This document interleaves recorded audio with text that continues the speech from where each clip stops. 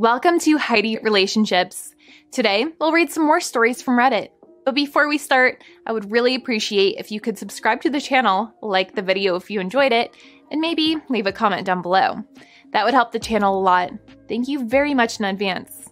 The first one is titled, "Me just found out at least 4 of my 5 children are not mine." Background. I met my wife when we were in high school, and we married in college.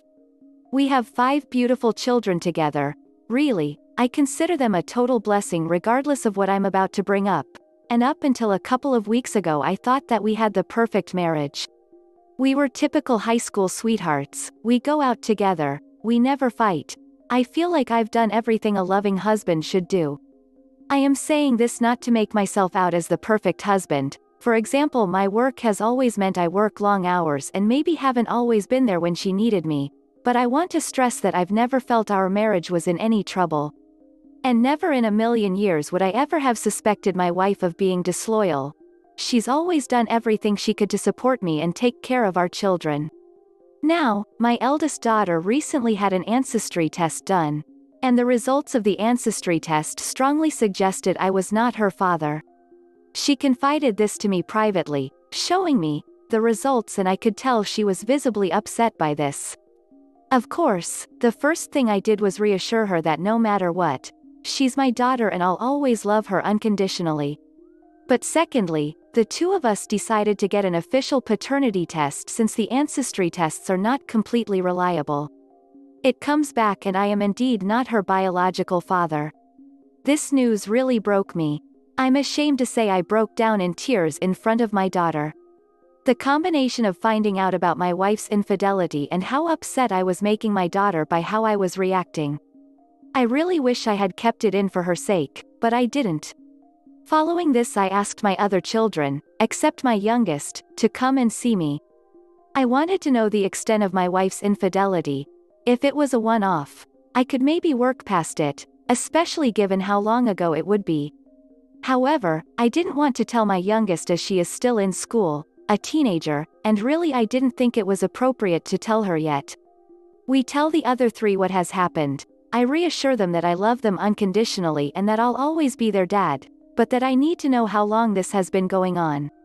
God, I can't begin to explain how touching their reaction was. They didn't care I wasn't their biological father. They were just upset at how heartbroken I was. I feel like the only thing that has kept me going these last couple of weeks is their unwavering support. So, we have paternity tests for each of the 3 done. Not only are none of them my biological children, together 4 of my children have 3 different fathers. Which somehow made it worse. It's like, she wasn't just having an ongoing affair, she was having multiple. I can't explain how this make it worse, but it just does. So, I confront my wife with this, expecting her to confess and beg for forgiveness. She doesn't confess. She doesn't even take it seriously. She says the tests must be flawed. All 4? How the hell am I supposed to take that seriously? I keep bringing it up and she keeps brushing it off, getting progressively more annoyed at me. When I bring it up she will try and guilt trip me. We've been together since high school. Do you seriously not trust me? Etc. But how am I supposed to trust her in the face of such overwhelming evidence? Now that I have rambled and explained what has happened, I guess let me ask a few direct questions for advice. How can I reassure my children this doesn't change anything between us? I feel like the way I have reacted, total breakdowns, has made them second guess this despite however many times I reassure them. How do I handle my youngest daughter? I feel like our marriage is beyond saving, and I will need to tell my daughter something. I don't want her to know the truth until she's older, but I also don't want my wife lying and making me out to be the villain. Is there any way at all, you think I could or should save my marriage? I've been with my wife my entire life. It's almost impossible to see a life without her. I know that the answer should be a clear cut, leave her, but we have 5 kids together. If there's anything that can be done to save our marriage, I want to consider it seriously. Edit.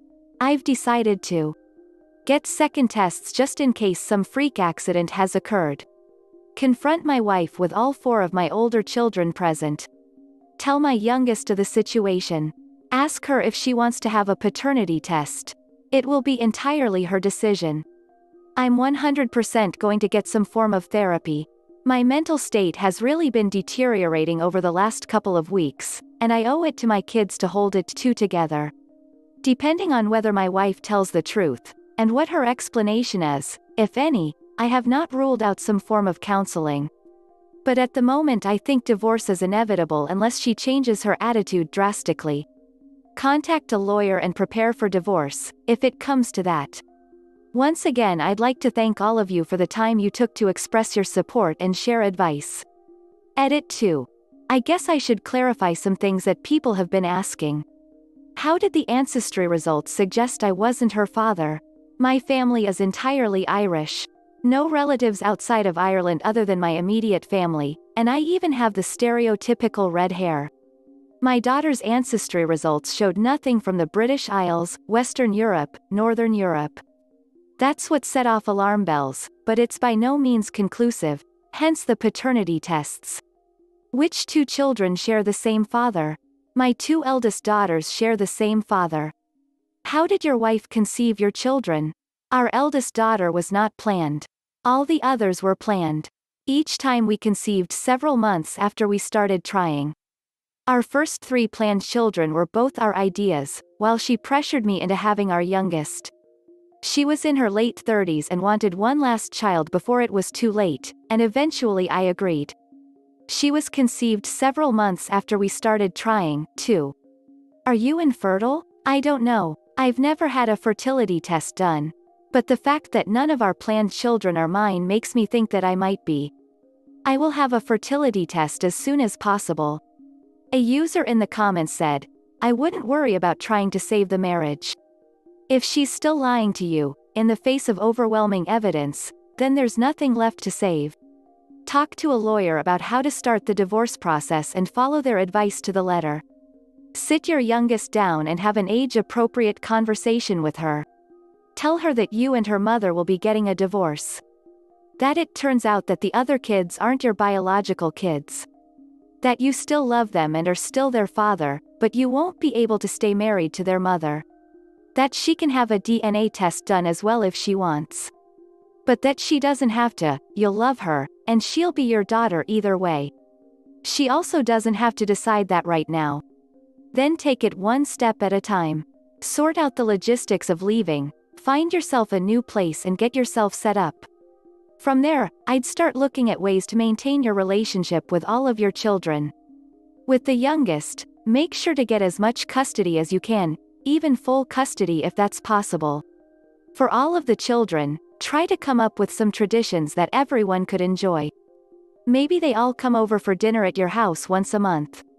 Maybe there's a standing invitation for any of them to come over for Sunday lunch. Maybe you get together every so often and try something new together, pottery, kayaking, rock climbing, etc. Whatever will work with everyone's schedules. Make sure you keep in touch with each of them individually as well. Ask about how their lives are going. Offer to help them with projects they're doing, especially around the home. Be good to them and to yourself. And never badmouth their mother. I don't think you would, from what you've written, but try never to set them up in opposition to her. Or that they can't see her. Treat her well if they want you to like them. You'll be co-parenting with your soon-to-be ex for the next several years, so make sure that's as easy as possible for everyone concerned. The next one is titled, Final Update. I have been debating whether or not to post an update, because nothing was ever resolved. I decided I would post it here in case anyone is still waiting for one. I apologize for not updating early when I promised I would. My kids and I confronted their mother shortly after making that Reddit post. It really didn't go well. I think the prospect that no one believed her finally hit home, because she completely broke down and apologized profusely, but refused to explain herself, or anything that would give myself peace of mind. For the next few weeks, we barely said a word to each other. I was hoping she was thinking it over, and I expected her to eventually sit me down and explain herself.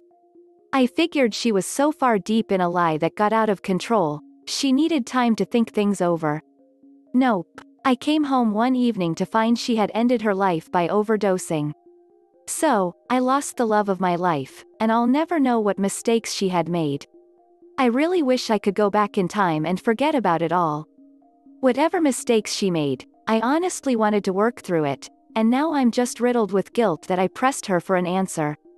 The worst part of this entire ordeal was watching my kids work so hard to keep me together, after having lost their mother. Anyway, please tell your family you love them while you have the chance. The next one is titled, It has been 7 months since we learned that my wife, 34F, can't have kids and she still has not gotten over it. I, 35M, am seriously considering a divorce. Bit of background info about my wife. She's an only child and had a rather lonely childhood. So, to her, having kids and watching them grow up together is an important issue for her, if not the single most important issue. To make a long story short, 7 months ago we learned that my wife is incapable of having children. Of course, both of us were devastated and she ended up leaving her job. For the first month after learning this terrible news, all she did was cry and watch Netflix in bed. I brought her meals in bed, started working from home, and gave her my full support because it was the least I could do. But now it's 7 months later and she's still crying and watching Netflix in bed all day. I ask her every day if she needs anything, but all I get in response is variations on either, leave me alone, or, some peace and quiet. Virtually the only times she gets out of bed are when she fixes herself some snacks, uses the bathroom, or takes a shower. I do all the cooking, cleaning, and laundry. I've suggested many things to help her recover, including but not limited to therapy. She said that all therapists spew BS back at you. Adoption or using a surrogate. She shot down both, saying that it just didn't feel right to her. Moving to her parents' city. She said moving 100 miles was too much stress. Buying a corgi puppy. Corgis are her favorite. She snapped at me saying that a puppy is no substitute for a real human child. Taking her on a week-long trip to anywhere she chooses. Again, she said that's too much stress. Earlier tonight I had a talk with my wife. I told her that our relationship is just not sustainable if she continues to act this way and that she needs help. She said that she's fine and called me an butthole for suggesting that she get help. Don't get me wrong, I love my wife with all my heart. I'm doing my best to help her, but she is refusing that help and in total denial. I know that she'll be devastated if we get a divorce, but honestly I cannot bear living like this for much longer. What do, or can, I do? A user in the comments said, your last-ditch effort should be to push her into therapy. Not couples counseling. Therapy. She is suffering and she needs professional help. That news was so devastating that it bombed her right into a deep depression. Maybe consider, instead of having the hard talk tomorrow, that you make an appointment with a therapist first thing tomorrow morning, getting in as soon as you can and talk to them about this for your own mental health. Divorce is ugly and expensive, and you still love this woman. A therapist, in comparison, is cheap. They can help you navigate this major bump in the road in you and your wife's life. You have time, so don't rush this divorce decision. You love her and haven't sought out the most obvious channel for helping someone that needs a mental health professional. When you are searching tonight or tomorrow morning, you can look for a couples therapist and just go by yourself. That's totally normal and reasonable. They can help guide you and help you feel better about the awful things that you are having to deal with too. Take your time with your relationship. Hurry up with the outside help though. Another user said, this is a very hard situation and I'm so sorry you're going through this. Being an aspiring parent myself, I absolutely sympathize for you and your wife. But at the same time, she sounds severely depressed, and the fact that she refuses to seek help and snaps at you for trying to help her is unacceptable, and after so long of this, I can totally understand where you're coming from. You have listed some great suggestions, and you're doing a great job. May I suggest writing her a letter? Sometimes writing a letter is a much better option when the subject is difficult, or you don't get a positive response during a conversation. I would be 100% honest, letting her know you love and support her, but you feel the distance and it's taking a toll on your marriage. Let her know that your marriage will be in jeopardy if she doesn't put in the effort to get better. I would add that you would rather get through this together and not be forced to separate. Leave the ball in her court. Hand her the letter, then say, "I'm ready to talk whenever you are," and leave the room. She will probably be upset, but you can't go through life like this. The next one is titled, Happy Update. It has been 7 months since we learned that my wife, 34F, can't have kids and she still has not gotten over it. I, 35M, am seriously considering a divorce. The night after I wrote my original post, I wrote my wife a short letter that went something like this. Dear wife's name. I love you more than you can imagine, and the most I want in this world is for you to be happy. I understand that as a man I probably have no idea how intense the pain that you are feeling is. I'm doing my best to help you, but the fact that you won't help yourself is taking a toll on our marriage. I honestly cannot continue living like this for much longer, and our marriage is in jeopardy if you don't make an effort to get better. However, I want to get over this bump together and start working in the right direction together. I'm ready to talk whenever you are. I put the letter on top of her laptop and went to bed. The next morning, March 16th, I woke up a bit earlier than usual to fix her a double helping of her favorite breakfast: blueberry pancakes, bacon, scrambled eggs, and fresh squeezed OJ. When I walked into the bedroom with her food, I saw her reading my letter. When she saw me, she put the letter down, got out of bed, threw herself into my arms, and started crying. Full on, Niagara Falls level crying. I hugged her tighter, told her, "I love you so much," and started crying too. I honestly don't know how long we stood there hugging each other and crying. It could have been 10 minutes, it could have been an hour, I didn't care. When she stopped crying, she promised me that she would go to therapy. Reddit, you guys don't know how thrilled and proud I was when I heard those words. She then asked me if we could go on a trip to Japan because, in her words, "I really need to leave this ducking house for once and get some fresh air." I was so ducking proud of her when she took the initiative in planning our trip. She's always been a methodical, organized person, and as she booked the flights and hotels, I saw in her eyes the same spark that made me fall in love with her 8 years ago. We just finished packing for the trip and she fell asleep with the faintest of smiles on her face not too long ago. We have a 5 a.m. Uber to catch, a trip to enjoy, and both therapy and dog shopping sessions lined up when we return. We're not quite out of the tunnel yet, but we can see the light at the end. The next one is titled, I Ada for not giving my friend a home.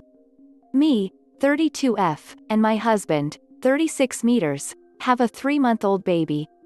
It's been very stressful, and I've had really bad PPD, so it's taken me a while to come to terms with life again. I'm getting there, but still very fragile. I have a friend, Terry, 45F, who I've known for a couple of years. She's been fine, we aren't great friends but we're okay.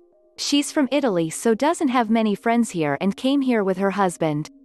She doesn't work or have any interest in working. Edit.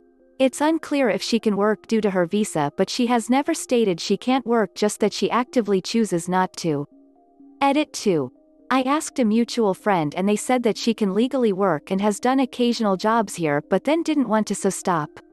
Me and my husband have recently bought a 4-bedroom house for our growing family. It's really stretched us financially but will be worth it in the long run. So, the issue. Terry has recently had to leave her husband. Turned out he was secretly taking drugs and he was pretty horrendous to her. She came to stay with us for a few days after it happened, and it was really intense.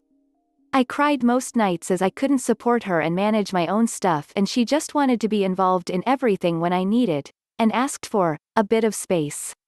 Eventually, 5 days later, I sat her down and asked her to find somewhere else to stay as I was really struggling. She was fine with it, and we spoke for a while about why.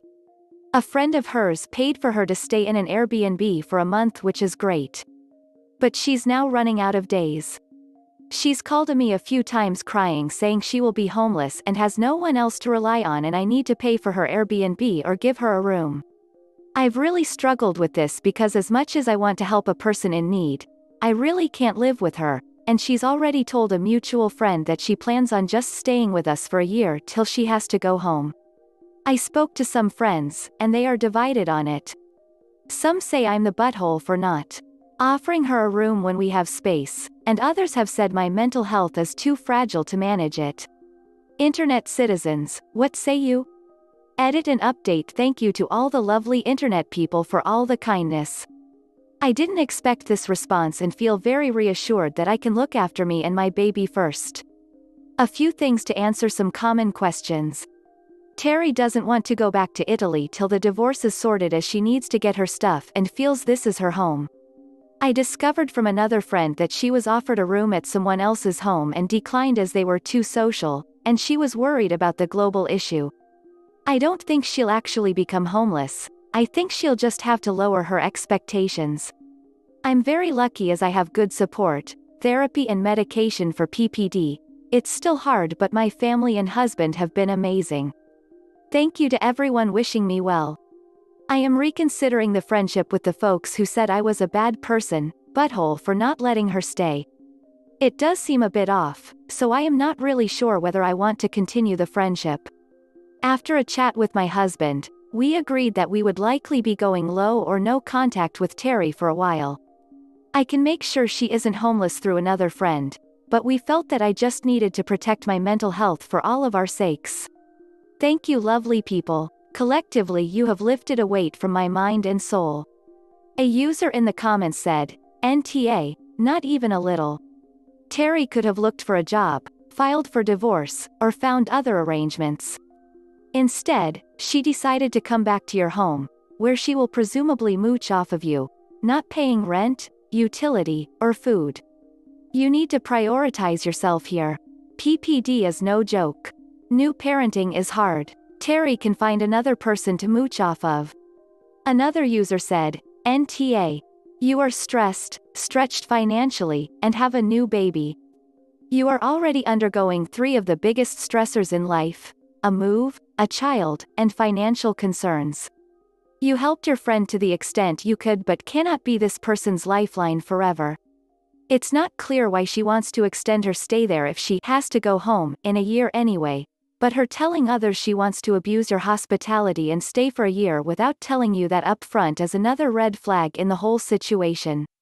If you are out of spoons and emotional bandwidth, it's not being taught to set your boundaries. This is the end of the video. I hope you enjoyed the relationship stories. Please don't forget to subscribe to the channel, like the video, and write a comment. I really appreciate your support and it helps my channel so much. Thank you.